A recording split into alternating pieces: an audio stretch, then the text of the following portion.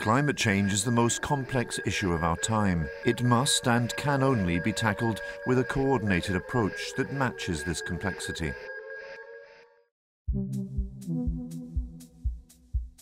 The aim of science is to make sense of things, to explain and predict. We know a lot about the Earth's ecosystem, but we need to learn a lot more to address the challenges of our changing climate.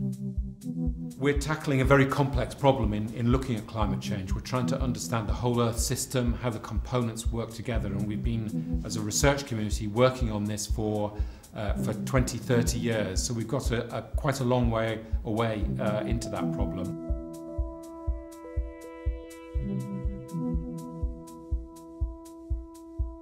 As the human race has grown, so has our consumption of the Earth's limited resources. These demands are insatiable and unsustainable. Until now, economics has ignored the true cost of this growth.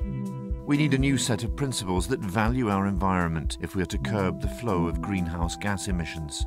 In order to solve the problem, we need to influence people. We need to change their behaviour. And to do that, we need to communicate the fruits of our research more effectively to politicians, business leaders, and people in communities. Politicians need to understand exactly what the scale of the risk is, where we're going as a planet, and what the options are to head off dangerous climate change.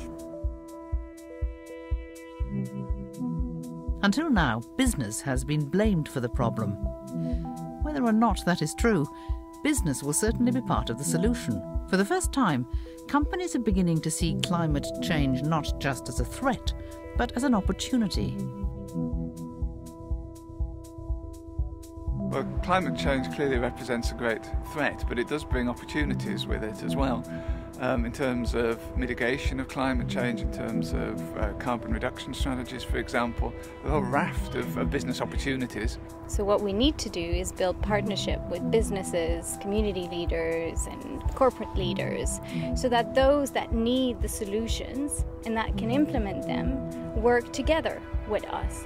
And I think that once we have that, we have a winning combination. Climate change doesn't respect borders. It affects us all. The solution lies in breaking down boundaries, finding common ground, and working together. Politics provides the framework, and politicians can provide the leadership for a sustainable future. It's not just a question of long-term statistical predictions and maybe the fate of polar bears in the North Pole, important as that is. It's Bangladeshis being flooded off their land today, and tens of millions facing the prospect of climate migration. So the urgency is brought home to people and to governments by the immediate human impact. What we need is a better understanding of the often murky world of politics and the difficulties that politicians face to actually develop and implement the kind of policies that we're recommending.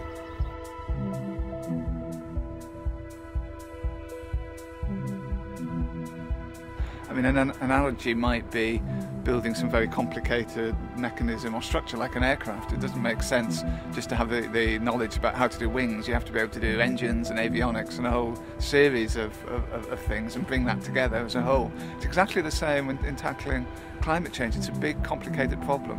You need a lot of pools of different expertise, and most importantly, you need a mechanism to bring those pools of expertise together and to really focus them on the problem. In Edinburgh, we recognise that climate change isn't just an issue for scientists. It's an issue for us all.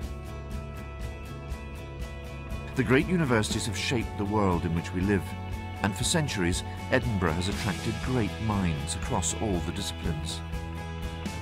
Now we're bringing the best minds of our generation together to meet the greatest challenge of our time. Edinburgh's discoveries have shaped the world's past. Now they're shaping its future.